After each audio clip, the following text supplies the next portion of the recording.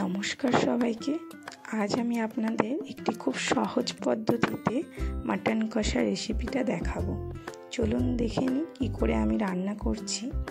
প্রথমে মাটনের মধ্যে 3-4 চামচ টক দই দিয়ে দেব। এবার গোটা গরম মশলা, লবণ, হলুদ দিয়ে দেব।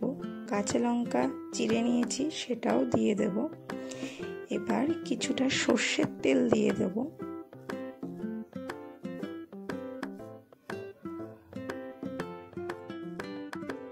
সর্ষের তেলটি দিয়ে ভালো করে হাত দিয়েই আমি মাখিয়ে নেব। মাটনের সাথে লবণ হলুদটা ভালো করে যেন মিশে যায়।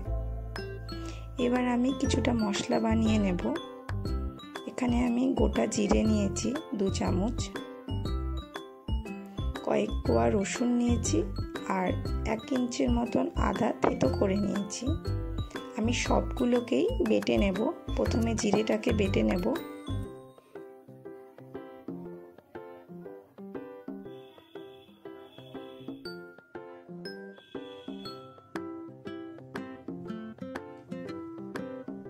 আমার এখানে মশলা বাটা হয়ে গেছে, জিরে বাটা, আদা রসুন বাটা হয়ে গিয়েছে।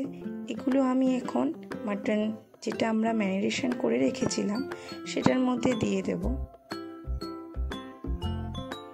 হাত দিয়েই আমি ভালো করে মেখে নেব। হাত দিয়ে মাখাটি ভালো হয়।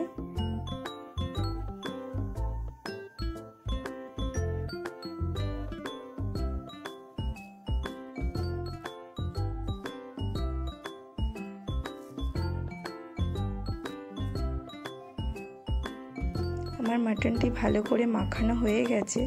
আমি এবার 1 ঘন্টার জন্য রেস্টে রেখে দেব। এবার আমি কিছুটা পেঁয়াজ, এখানে মোটামুটি 3টে পেঁয়াজ রয়েছে আর 2টো বড় সাইজের টমেটো রয়েছে, আমি ভালো করে কেটে নেব।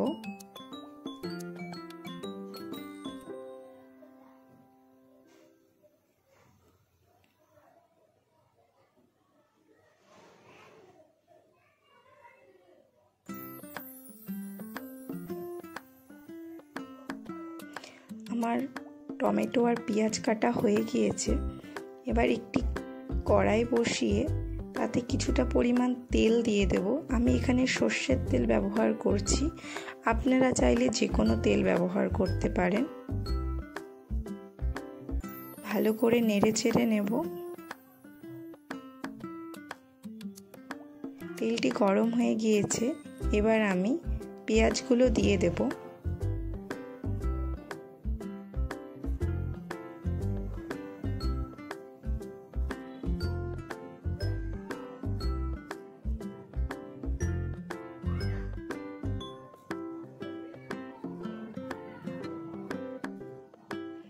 পেঁয়াজগুলোকে ভালো করে নাড়াচাড়া করে নেব।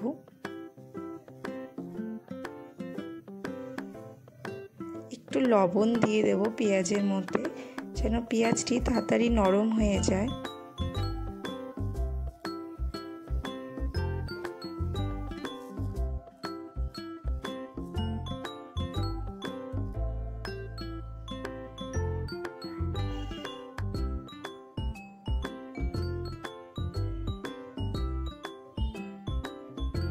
যতক্ষণ না পর্যন্ত পেঁয়াজটি একটু লাল লাল ভাজা হচ্ছে ততক্ষণ পর্যন্ত পেঁয়াজটিকে ভেজে নিতে হবে।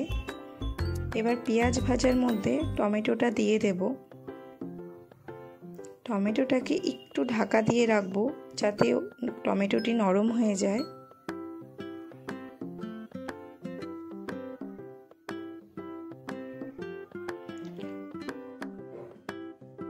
টমেটোটি প্রায় নরম হয়ে গিয়েছে। এবার আমি টমেটো আর পেঁয়াজের মধ্যে ম্যারিনেশন করে রাখা মাটনটা দিয়ে দেব।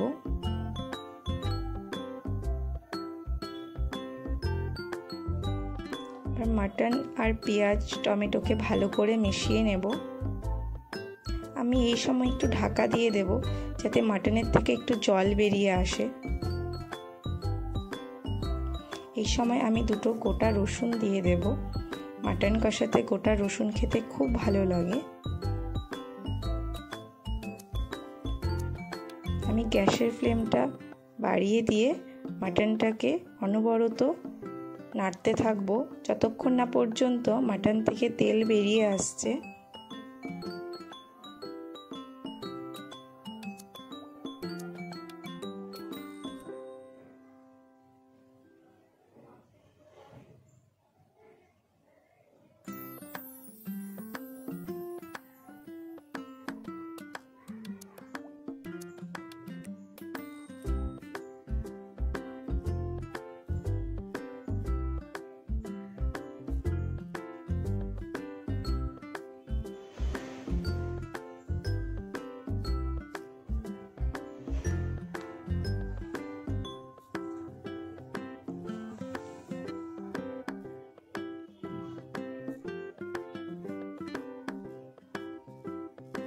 ভালো করে মাটনটি দেখুন কষানো প্রায় হয়ে আসছে,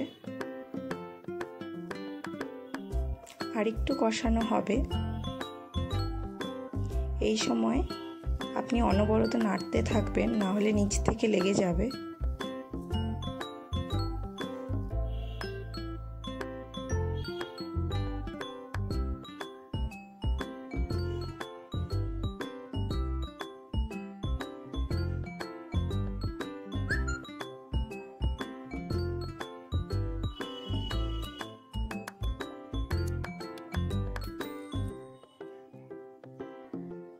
আমার মাটনটি প্রায় কষানো হয়ে গিয়েছে।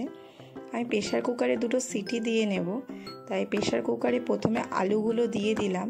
এখানে আমি আলুগুলো ভেজে নিইনি, কাঁচা আলুই দেব। তার মধ্যে কষানো মাটনটা দিয়ে দেব।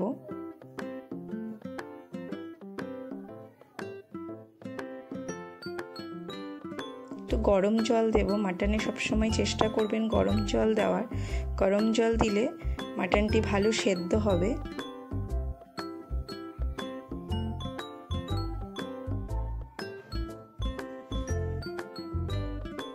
প্রেসার কুকারটিকে ঢাকা দিয়ে আমি 2-3টে সিটি দিয়ে নেব। আমি নতুন ভিডিও বানাচ্ছি, তাই যদি কোনো ভুল ত্রুটি থেকে থাকে ক্ষমা করে দেবেন।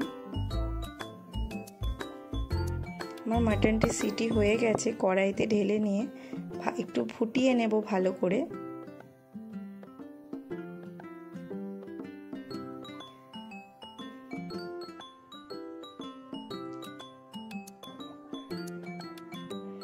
মাটনটি আমার প্রায় হয়ে এসেছে।